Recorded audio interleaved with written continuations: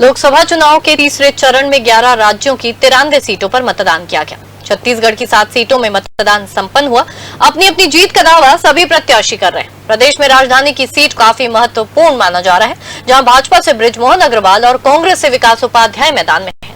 दोनों ने अपने मतों का प्रयोग किया और जनता से आशीर्वाद मांगा। रायपुर लोकसभा प्रत्याशी बृजमोहन अग्रवाल ने मतदान किया। उन्होंने रायपुर के मौधापारा स्थित दुर्गा महाविद्यालय के मतदान केंद्र में सपरिवार मतदान किया। इससे पहले बृजमोहन ने अपने निवास में विधिवत पूजा अर्चना कर अपने पिता से आशीर्वाद लिया और बुढ़ापारा स्थित हनुमान मंदिर में जाकर पूजा अर्चना की, जिसके बाद सपरिवार मतदान करने दुर्गा महाविद्यालय पहुँचे। मतदान के बाद एक बार फिर से उन्होंने केंद्र में भाजपा की सरकार बनने की बात दोहराई। 400 पार होगा और मोदी जी तीसरी बार प्रधानमंत्री बनेंगे और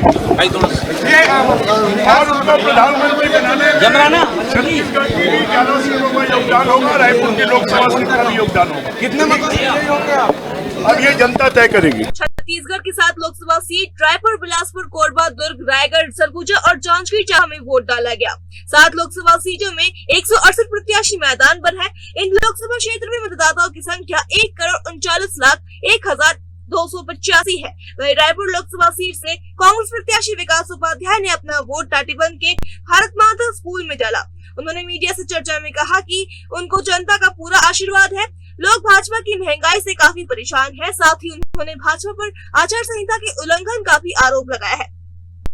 हमारे साथ विकास जी हैं, रायपुर लोकसभा कांग्रेस के प्रत्याशी। विकास जी, आपने मत उपयोग किया है अभी और क्या कुछ रहा है? आप सभी जगह शहर में घूम रहे हैं, क्या माहौल है आपका? देखिए, जनता को इस लोकतंत्र के महापर्व में वोट देने का अधिकार जनता का है और जनता को 5 साल में अवसर मिलता है। देखिए किस प्रकार से उत्साहित लोग बैठे हैं, वोट डालने के लिए बैठे हैं। मैं समझता हूँ ये अच्छे सिम्टम्स हैं, ये अच्छे इंडिकेशन हैं, परिवर्तन होना है। 10 साल में भारतीय जनता पार्टी की सरकार इस देश में उन्होंने सरकार चलाई। 100 दिन में महंगाई पर कंट्रोल करने की बात कही थी, बेरोजगारों को रोजगार देने की बात कही थी, किसानों की स्थितियों को ठीक करने का बात किया था। लेकिन हर 6 महीने में दिल्ली सरहद पर किसान आंदोलन कर रहे हैं, अपनी शहादत दे रहे हैं। बेरोजगार नवयुवक पढ़े लिखे आत्महत्या कर रहे हैं। महिला बहनें घर गृहस्थी चलाती हैं। हर महीने दिक्कतों का सामना करना पड़ता है, अपमान झेलना पड़ता है।